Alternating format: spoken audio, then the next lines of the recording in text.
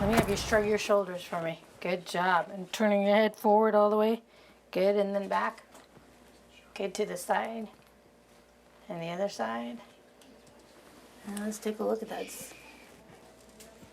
You can, because it was the smallest caliber bullet, a 22. Yeah.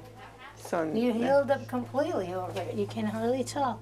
I think this might be it, but seeing these x-rays? No, I don't. I never have really looked at them. Wow. And how many years has it been since this? See, 76, so 31 years. Wow. And you were shot from the left front? I was left, yes, from the front left of my neck. This program raises questions. This program is for people who find it hard to trust God. The best answers are wrapped in flesh and blood. My friends, people who are enduring real tragedies every single day. Quadriplegia, muscular dystrophy, stroke, bankruptcy, loneliness, singleness. We're going to talk to those very people who have touched my life.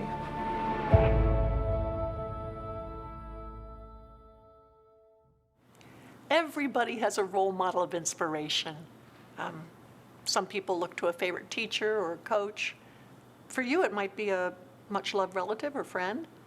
Well, my role model of inspiration is Vicky Olivas, a quadriplegic like me.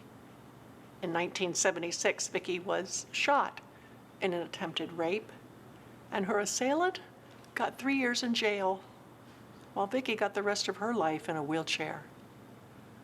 And her journey from bitter despondency to the most vibrant faith in Jesus Christ, I tell you, it's nothing short of miraculous.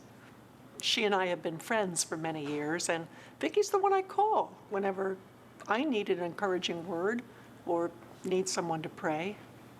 Vicky inspires me, and I have a feeling that she's about to touch your life as well.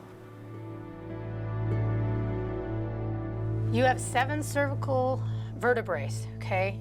And this one is the 5th one. So here's your 7th, 6th, 5th, 4th. And basically, you can see the fragment. These are the little white chips that you see. Those are all the fragments of the bullet itself. So it took that. And it went between probably the disc, and it went through the foramen, which is where the nerve comes, and that's probably where it transected it, between C4 and 5. Oh. You know, your diagnosis is C4, C5 quadriplegic. And so, but it looks like your bullet is now, you know, trapped above, up at the 4th level.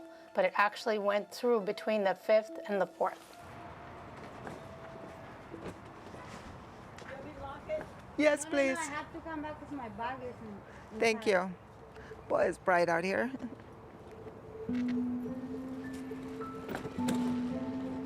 We're going to Chatsworth, where I was shot, the building to where I was shot. Now, I haven't been back there in 30 years, so this is gonna be an experience. I was living in Hollywood, California with my son, who was 18 months old, and I needed to work. I had just been laid off from a job, and I went to an employment agency where they sent me to a secretarial position that had been advertised as a wonderful position with great benefits.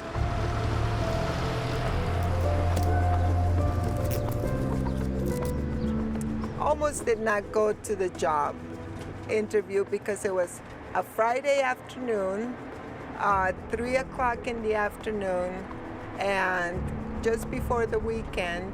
But I thought, okay, I'll go to the interview, get it over with, and start looking again Monday.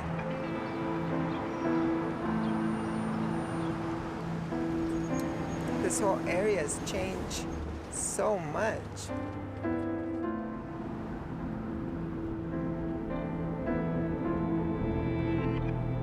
This was the last street I ever drove on.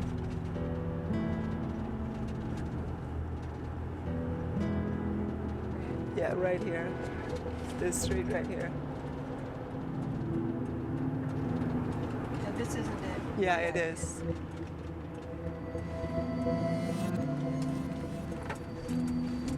Wow.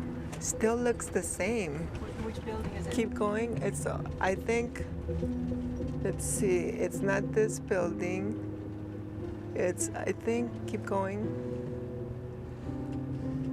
This looks like a new building. See this new building, I think that's where it was. Oh no, it's down this alley right here.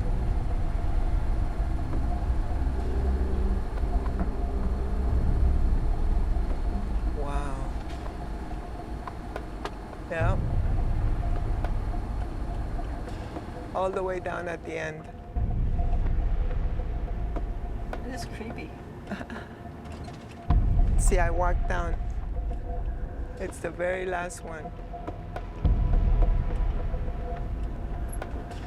Yeah. Right down here. That's the office I went into. That door? Yeah. Right here, guys.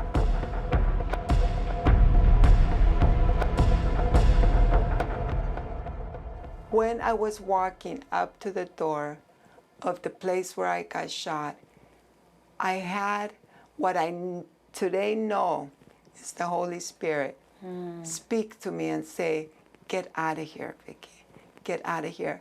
And I did not listen to that inner voice, and I stayed.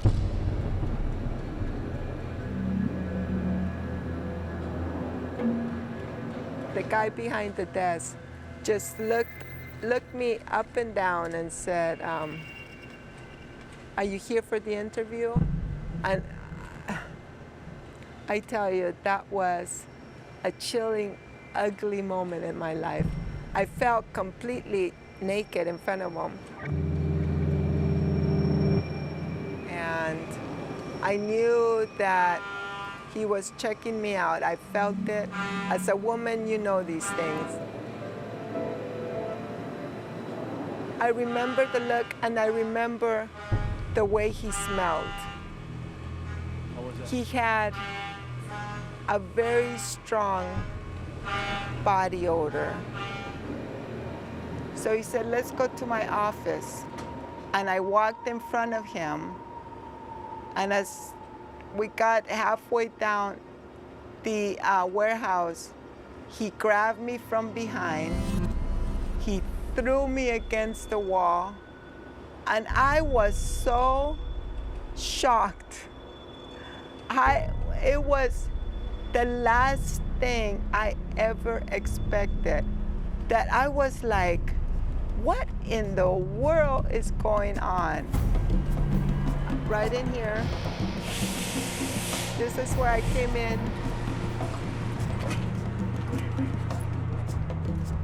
And when I got my composure and I looked at him, all I could see was the gun pointed at me, and he shakingly telling me, I planned all this, I planned all this. And I said, you planned what? And he said, I planned this, and the gun went off, and I just felt myself spiraling down to the ground. When is the first time you experienced your body couldn't move? That's a good question. Well, I know the first time that I sensed I couldn't move was just after I was shot, because my attacker tried to lift me up off the floor, and he couldn't get me up, and I couldn't hold myself up.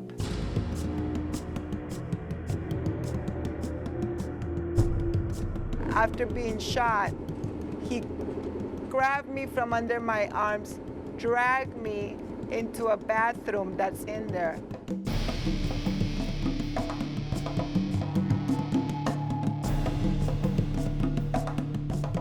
When I was laying on the ground in the bathroom, I heard a woman's voice coming from outside of the bathroom, and she was talking to Stuart Goldwater, and I thought, Lord, it's now or never. And I started screaming, and she burst through the bathroom door and came in and said, "Stuart, what have you done?" And they were like, "We don't know what to do. We don't know what to do." But once they got me into the car, and once they started driving me, I thought, I have to go for my life. So I said, "Please just take me to Northridge Hospital. It's just down the road." Yes. So you convinced these people to drive you to the hospital, and you were conscious the whole time? I was, until we got into the emergency room. I tell you, from there, I don't remember too much. What made you determined to live? I truly believe my son, knowing that my son was at my mom's, that's what I kept focusing on, that he was. And I just kept asking God, please, don't let me die, please.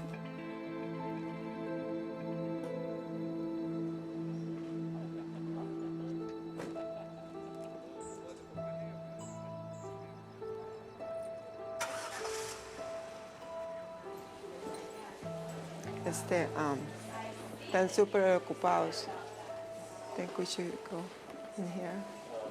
It's right in here. Go inside.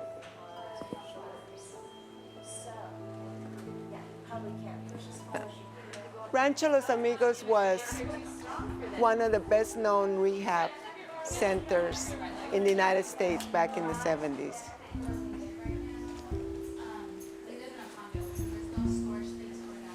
I did not like it here, and I did not want to be here, and I wasn't going to cooperate at all. I had physical therapists who wanted to help me, who wanted to teach me how to drive my own chair, and I just refused to do it. Then, okay, so if we're gonna use the lift, you wanna do the lift first, or you wanna do the other stuff first? Well, why don't you go ahead and just like measure me a little bit? Okay. And then, I didn't want any adaptive equipment. A mouth stick, someplace where I had to have something between my teeth to write, to turn a page. No, no, no, no, not for me. Make sure you don't get clobbered in the face. What's a black eye? Well, talk about vanity. Okay. So I'm gonna lift you up a little bit just to take the weight off and then make sure you're okay. Okay, if it's bad, we'll go back down. Yeah, no problem. If we're good, we'll go.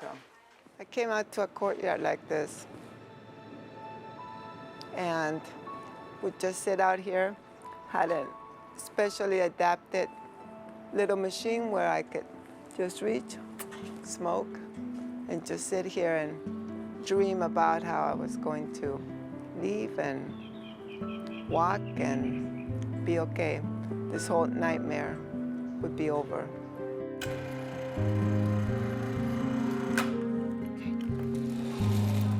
Slide and hold on. Yep. Got her?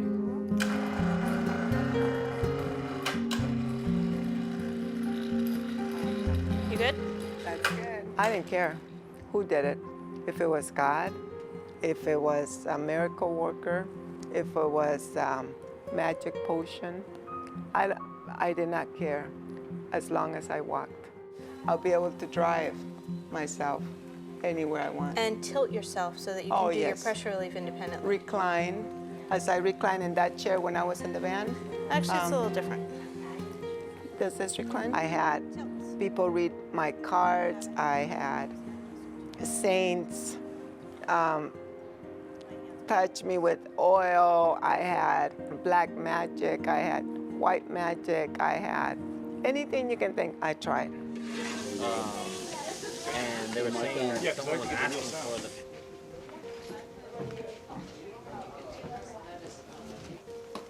Vicky was kind of stuck in a spot where she wasn't getting out of bed and doing anything at all, and I asked her why, and she said that she was more or less waiting to be healed from her paralysis. Okay, so it's your turn. What subject? Are you the winning team? First grade math. Challenging. See that? First grade math. And I said, I totally believe that God has the power to heal you. But what if he waits till you're 99 years old? What if it's his timing? Then you're going to waste all your time with your raising your son. And so I helped her start to get up and started getting out and living a more normal life.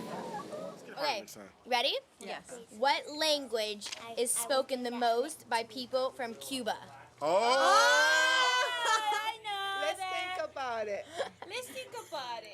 And when Reina, who was a friend of Johnny's, started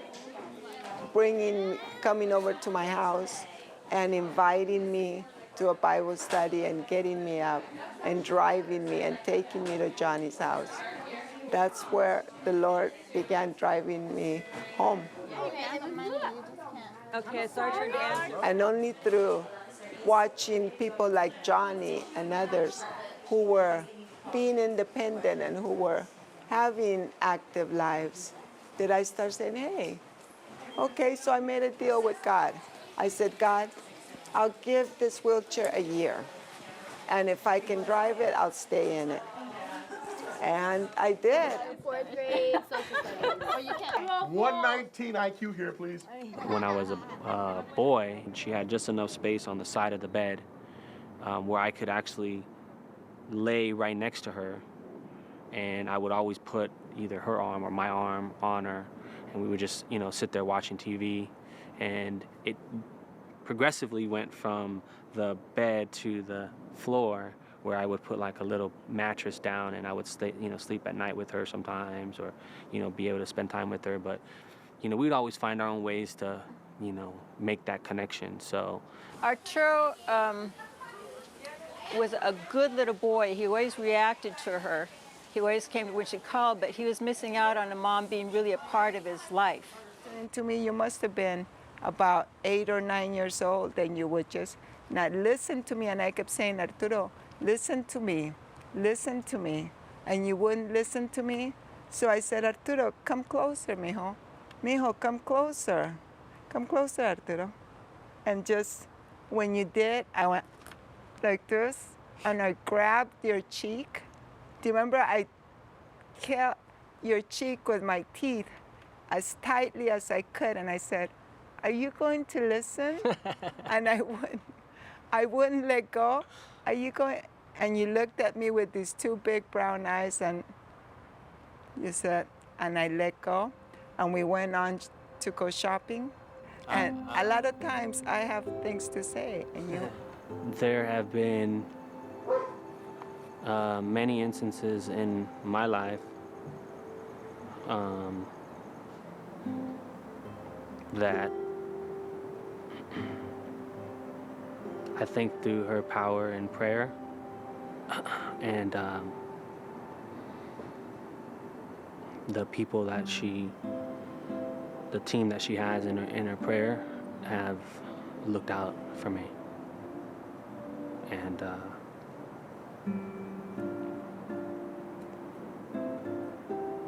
I know.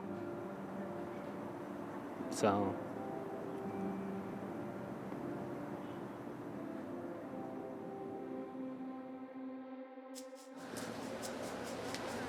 makes sense for the Oh, over here. actually the sea lions are still there. Oh, let's see. Let's see if you can see them. This over here is easier. Oh, this is awesome. Thank you, Lord. Palos Verdes. Where is Palos Verdes? See right here. See up there? I live a very ordinary daily life where I get up, I go to work, I come home, I go to sleep.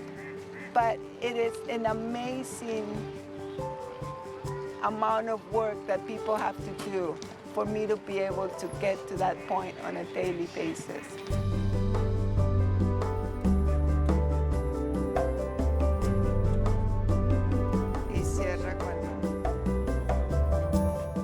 In the beginning, she was very, very, very sad, you know. big depression, you know. She doesn't want to live. She doesn't want to do nothing.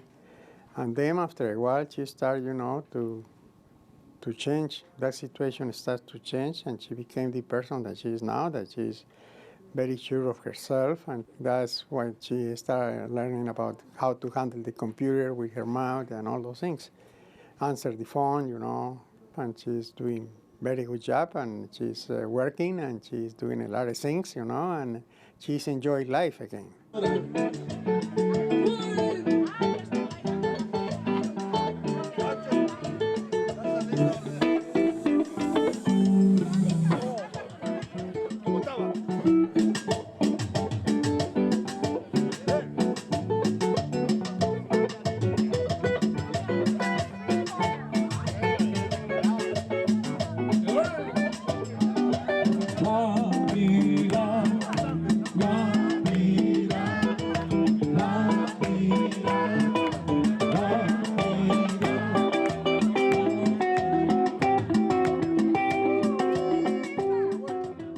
You're looking at my favorite uncle. So that's who it is. Well, I tell you, not going back to where I got shot made me cry and that, but talking with him, very special. What does it make you cry, Vicky? Just to remember how special Rivas and his whole family is to me. They've been very, very supportive of me. So, that's, and this always have been. So,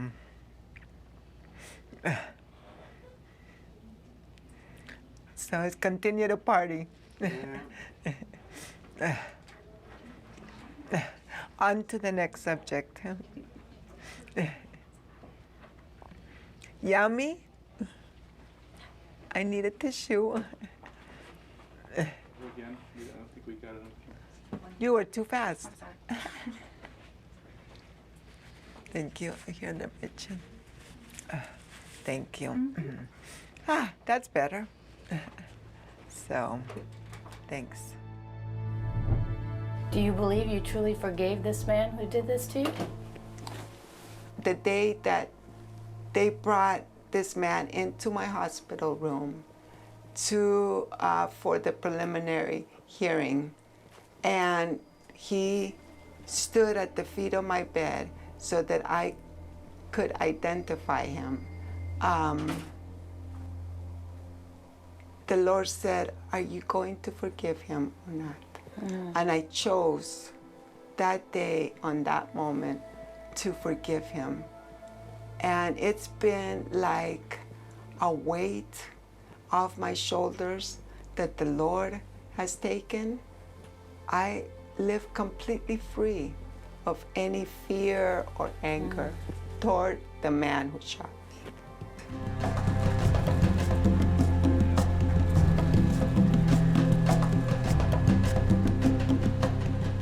The best part about knowing God is knowing what He's done in my life and what He can, if I can show somebody else what God has shown me, then everything's been worth it. What do you want to show someone else?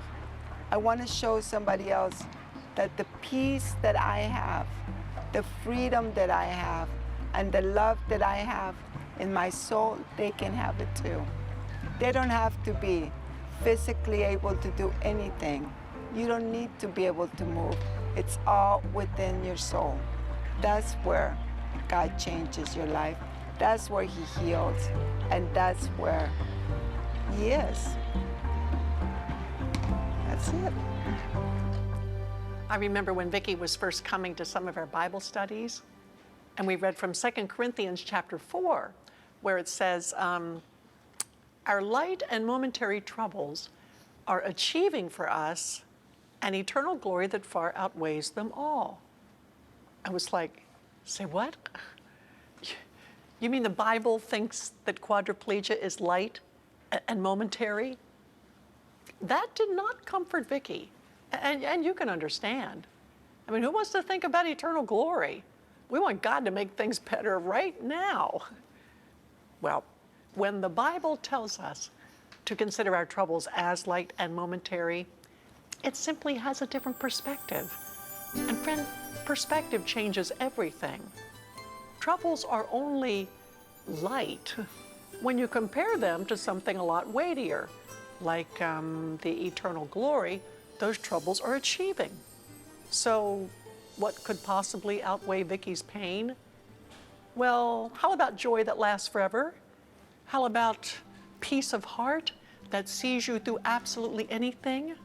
How about a rock-solid purpose that keeps you moving forward? And how about knowing, I mean really knowing God? Not to mention knowing that you're on the winning side, that one day you're going to be up there jumping and applauding and cheering while God finally closes the curtain on death and disease and wickedness. And knowing that you'll be at Jesus' side when finally the whole universe acknowledges that yes, He really is King of Kings and Lord of Lords. Every time Vicky and I trust God in our wheelchairs, we are achieving, we're building up, we're accruing that kind of eternal glory. And man, we've got treasure in heaven. For Vicky, these eternal things far outweigh not feeling and not moving. And I'm not saying that quadriplegia is a light thing. It only becomes light in contrast to the far greater weight on the other side of the scale. And although I would not normally call many decades in a wheelchair momentary, it is. When you realize that we are but a mist that appears for a little while and then vanishes. Friend, Vicky's perseverance through paralysis is paying off in eternal dividends. And what about you? You don't need a bullet through the neck to grasp that kind of end-time perspective. I mean, you got your own suffering. And the point is, don't waste it. Don't waste your time blaming others. Join Vicky, join me in trusting Jesus. Join us in believing that there's an eternity that awaits us all, and your hardships can make that eternity more wonderful than you ever dreamed. Oh, and one more thing. It goes without saying that there are plenty of people like Vicky, like me, who do not have this perspective. And Joni and Friends is bending over backward to help disabled people grasp what the Bible really says about suffering. We want people with disabilities and their families to understand that God's worth trusting. And friend, I need you to help us. Help us share that life-transforming perspective. Here's the number and the website. Call right now, would you, and let us hear from you. Because suffering should never have the last word. For more information about Joni and Friends, or to purchase a copy of today's program for $19.95, go to JoniandFriendsTV.org or call us at 1-800-957-7060. That's 1-800-957-7060.